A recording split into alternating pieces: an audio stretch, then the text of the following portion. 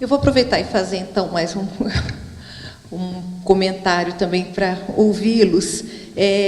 Tem um aspecto que, ao mesmo tempo, me parece presente nas três falas de vocês, mas de perspectivas diferentes. Eu queria ouvi-los sobre a relação entre as falas, no que diz respeito a esse aspecto, se for possível.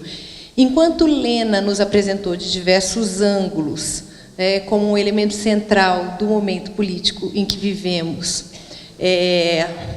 o que nós podemos entender, assim, de maneira, grosso modo, como uma redistribuição de renda, que redefine os estratos sociais, e isso tem um impacto político.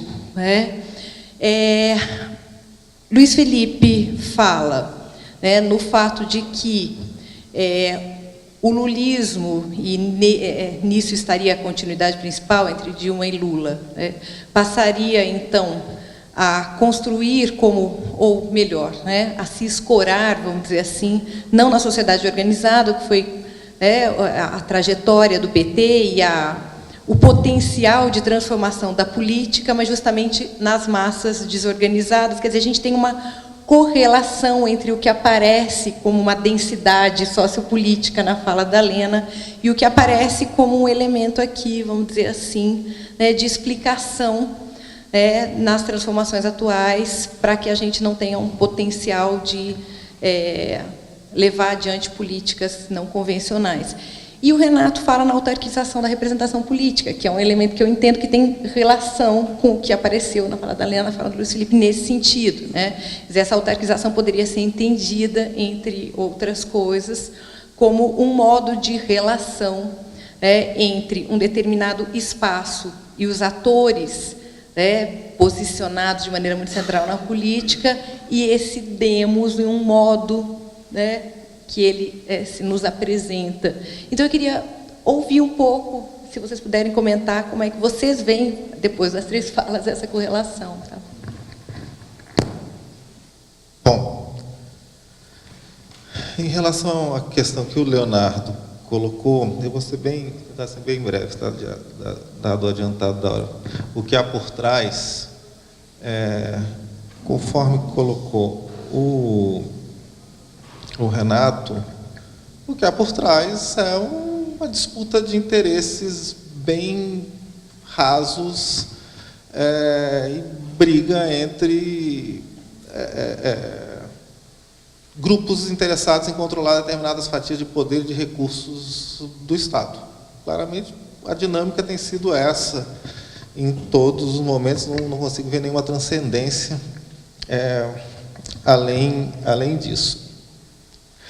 Em relação ao que a Lena colocou, primeiro, só para deixar claro, eu não estou dizendo que o governo Lula tivesse uma agenda que colocasse as questões relativas aos interesses das mulheres à frente. Eu estou colocando que o governo Dilma não muda isso e ainda recua em determinados pontos. Eu concordo que existe um recuo do movimento feminista no Brasil, não concordo necessariamente que o que você chamou dessa fragmentação seja um mal, certo? Quer dizer, o reconhecimento de que a unidade da categoria mulher esconde uma série de assimetrias internas, ela leva também a uma série de avanços que são importantes, é algo que dentro do próprio pensamento feminista vai se produzindo aí ao longo de várias décadas. Mas, de fato, há um recuo do movimento feminista no Brasil, não só do movimento feminista, mas há. Mas, se a gente pensar na questão do aborto, para pegar algo que é importante e que no Brasil nós temos essa característica da nossa absoluta incapacidade de fazer esse debate avançar, que é uma coisa de uma paralisia e que não se explica pela religiosidade, pela influência da Igreja Católica, porque, afinal, esse debate avançou na Espanha, avançou em Portugal, avança na Argentina, e no Brasil nós estamos paralisados. E, de fato, quer dizer, quando houve o recuo por conta da ofensiva na campanha eleitoral, não foi só a Dilma, não foi só a Nilceia, o movimento feminista reagiu de uma forma muito tímida. Eu vi declarações de lideranças históricas do movimento feminista dizendo que a Dilma estava certa, que era para não mexer nisso na campanha.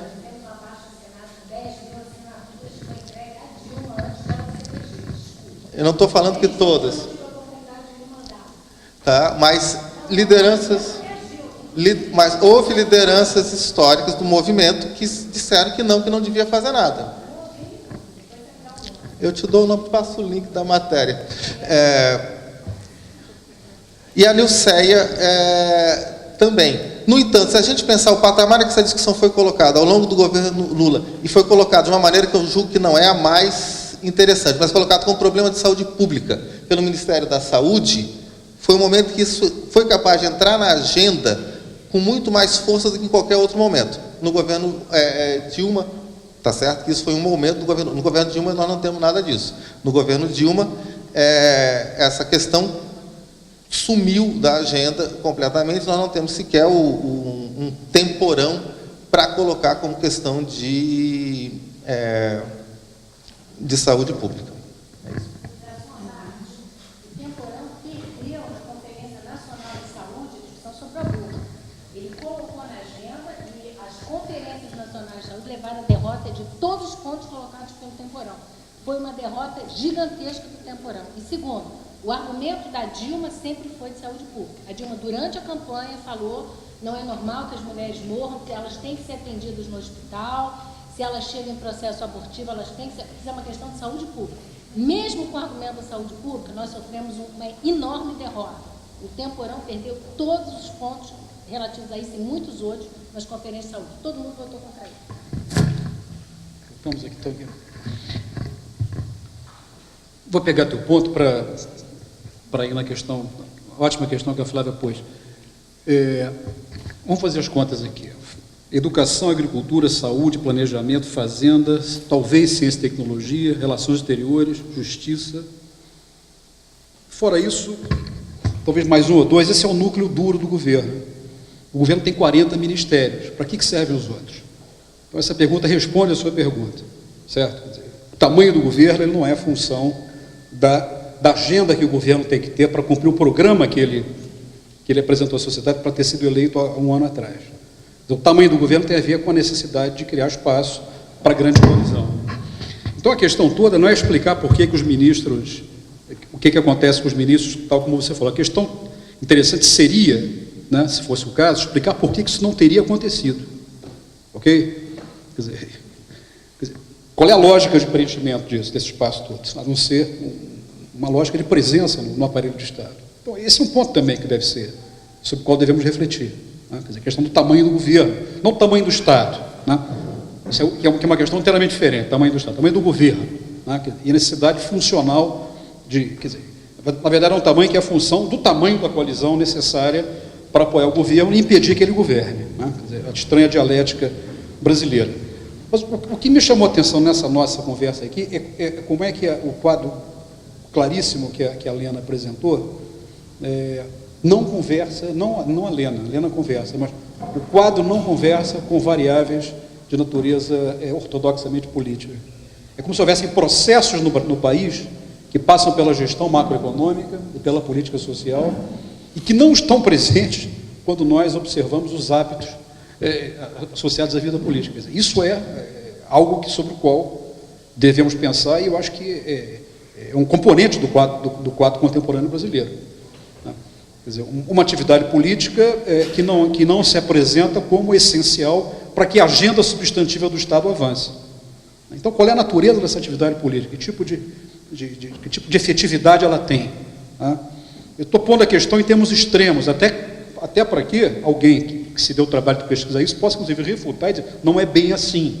Certos aspectos da atividade política convergem com certos aspectos da política social e é provável que seja assim.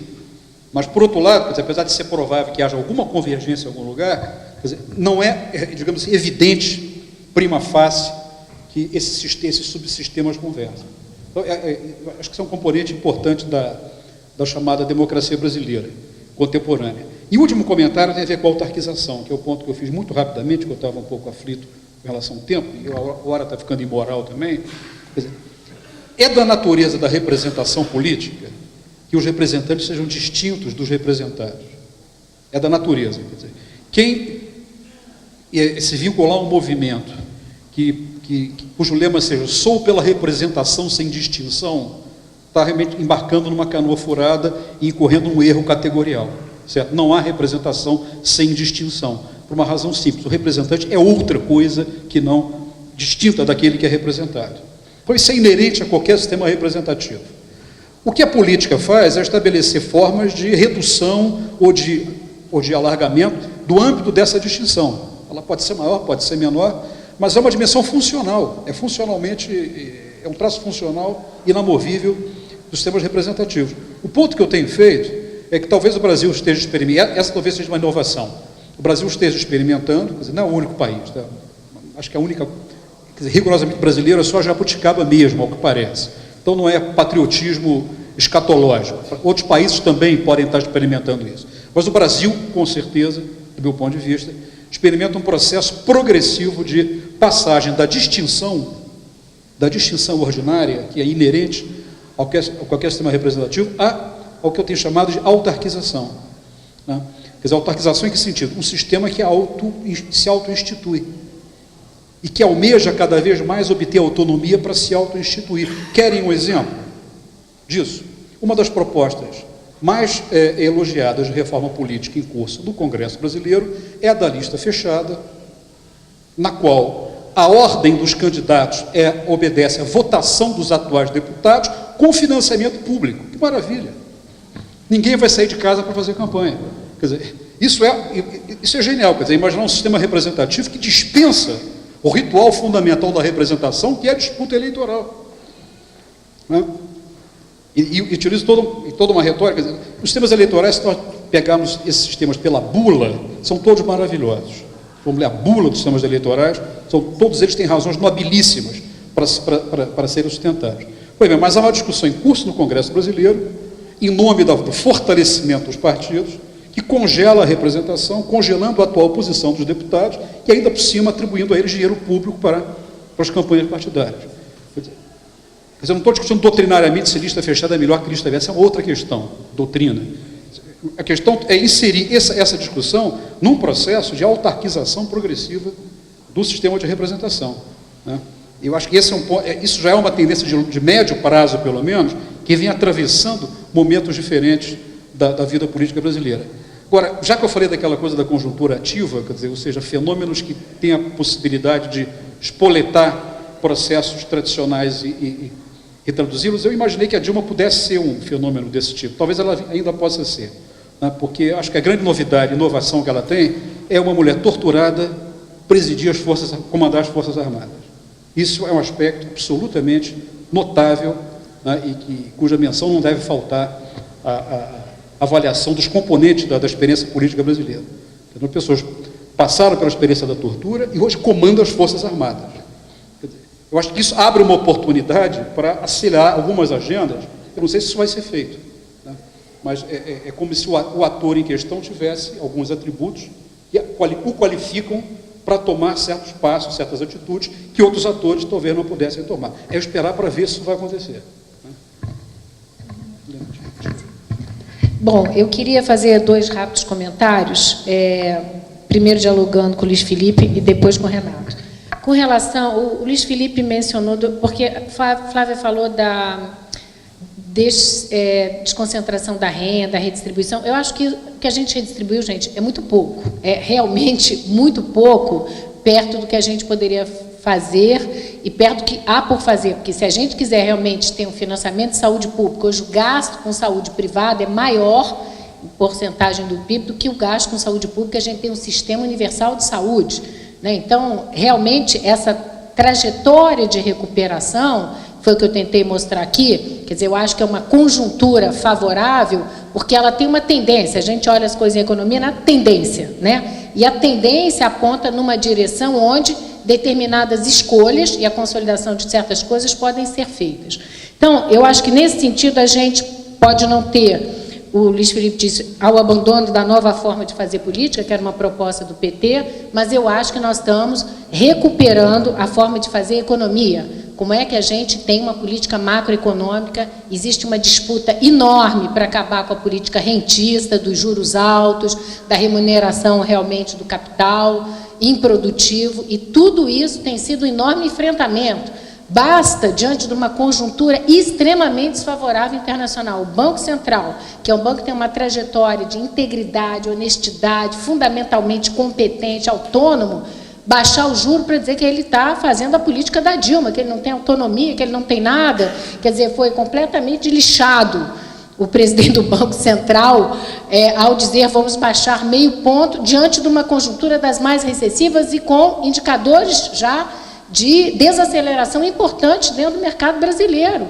Quer dizer, existe um embate muito forte, que é um embate que não é percebido por todos, mas que, do meu ponto de vista, a gente tem uma conjuntura. A gente tem um enfrentamento, é um enfrentamento que está mudando posições. Eu acho que hoje,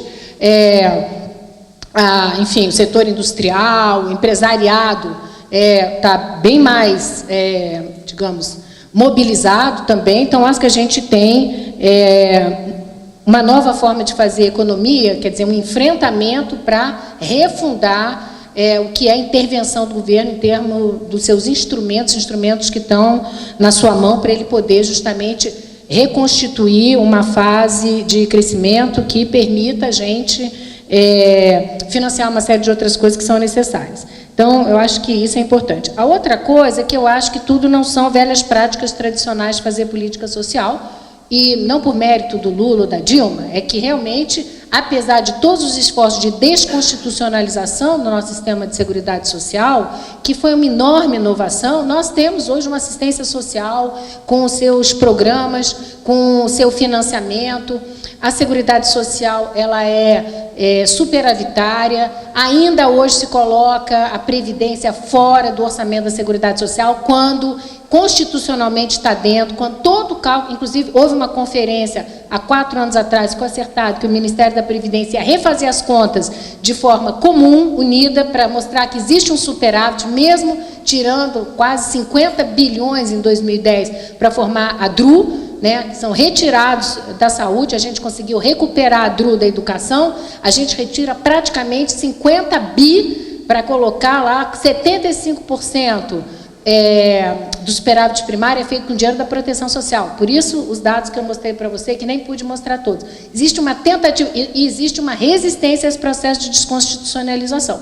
Evidentemente, se a política macroeconômica não mudar, se a gente não tiver juros que realmente caiam aceleradamente, se a gente não tiver uma mudança da política tributária, se a gente não tiver, enfim, tudo que a gente sabe que tem que mudar, essa gestão, essa política de gestão da dívida pública, as coisas não vão mudar. Mas eu acho que a gente tem uma conjuntura. Eu acho que nós, economistas, temos hoje uma conjuntura, um enfrentamento político, um debate, e, do outro lado, a tentativa permanente, constante, de sermos desautorizados, ridicularizados, inclusive com o Banco Central, que é uma instituição daquelas que a gente deve mais, a gente não tem nenhuma identidade e nenhum, enfim, respeito pelo Congresso, mas temos todos pelo Banco Central. E, a qualquer preço, pela disputa política, se destroem as instituições que temos.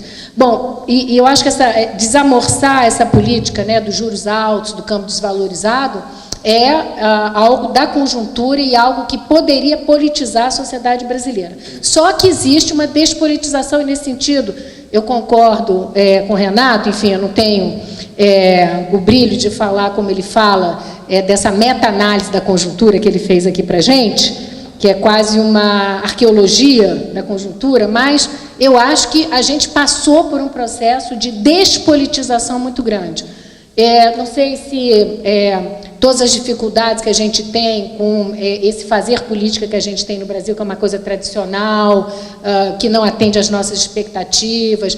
Eu fui militante do PT há muito tempo, não quero nem saber de chegar perto, porque é uma coisa realmente que dá urticária, né? Então, assim, eu já trabalhei em governo municipal, tive grandes expectativas e é dramático, porque não são só frustrações, é alguma coisa muito mais grave do que isso. Então, o ponto eu acho que existe uma dissociação entre a sociedade civil e a esfera política, né? Porque, assim, é uma rejeição que a gente vive, e isso, evidentemente, nos enfraquece a todos, porque toda essa tentativa de desconstitucionalizar a Seguridade Social, as pessoas nem sabem o que é uma previdência, o que é CAP, as pessoas não sabem de nada, entendeu? Quer dizer, quando se cria um sistema, a ideia de regulamentar a aposentadoria complementar, incentivar a aposentadoria complementar. Quer dizer, a gente não tem um mercado de capitais que é impulsionado, né, para financiar no longo prazo o investimento privado, mas o que se quer fazer? Se quer criar aposentadoria privada, para quê? Para expandir o mercado de capitais, mas a finalidade da aposentadoria não é expandir o mercado de capital. Né? O Brasil não tem mercado de capital, tem mercado de dívida pública, e aí vão usar a gente para fazer mercado de capital? Não, peraí, gente. Mas as pessoas não sabem. O desconhecimento, a despolitização é muito grande. Como é que a gente reverte esse quadro? Eu, sinceramente, não sei. Passa direto, eu também não sei. Infelizmente mesmo. São 11 horas da noite. Inclusive, tem uma pergunta que está por escrito, que vai ficar aqui com a mesa. Você vai querer voltar? Não? E realmente acho que a gente não tem mais condições por uma série de razões, então eu gostaria apenas de agradecer mais uma vez a todas e todos que estão aqui, em especial a Lena, o Renato e o Luiz Felipe pela presença nessa mesa e pelas análises que fizeram.